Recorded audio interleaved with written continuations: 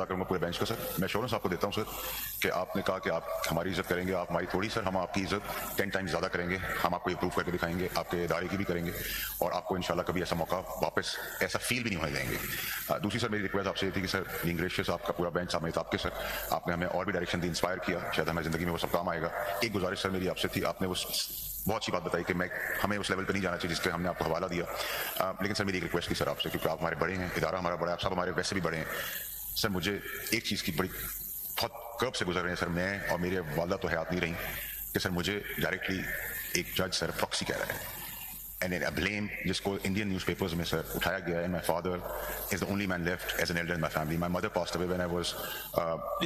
ذرا میں آپ کو یہاں روک لوں, اگر آپ نہ بات کہتے تو وہ وہاں تک بات پہنچتی نہیں.